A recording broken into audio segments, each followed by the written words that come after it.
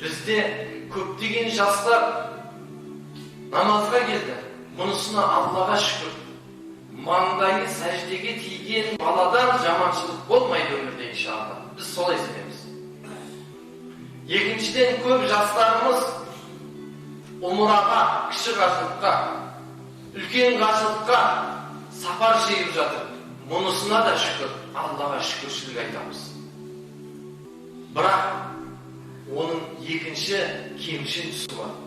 Сол жастарымызға айтатын насихатымыз: сен сол әйеліңді ертіп барғанша, сол қаражатыңа ата-анаңды жібер.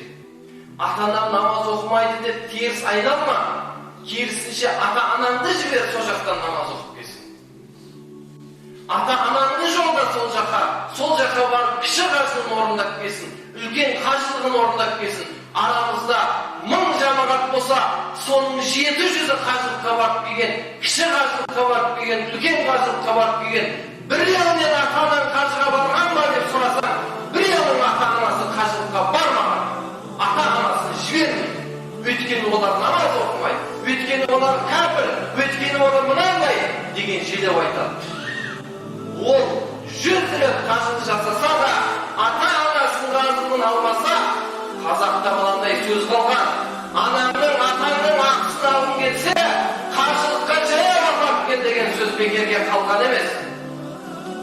Biz ata-anamızı hürmetleyimiz gerek. Cennet kapısı ortamızda dur. Cennet aldığımızda dur. Köp degen jас balalar, ahmak balalar köp arasında жүрген. 5 vakit namazı okumanı mіндет sanaydı. Қажылыққа барып келген міндет санайтын қаншама жастар бар. Айналайын жамағат, айтуымыз керек. Жіберуіміз керек ата-анамызды. Ата-анамыз барсын қажылыққа. Әке-шешеміз барсын, Allah ömür verse, biz baramız inşallah. Ata-anamız barсын. Ата-анаңыз барса, sizдің үйіңізге келіп, sizдің намазыңызға намаз қосады. Sizдің үйіңізге береке қонады. Мына жерде қаншама ата-ана бар, сіздер білмейсіздер. Қаншама ата-ана бар, баласынан нанып, жынданып отырған. Баласын бір ана келді, маған кабинетке келіп: ey Басима, мына баламды өлтіретін жер бар ма деді. Осыдан ауыр қасірет бар ма ағай? Мына баламды бүйтіп намаз оқығанына құрсын деді. Әйелім орамал таққан әйелі деді.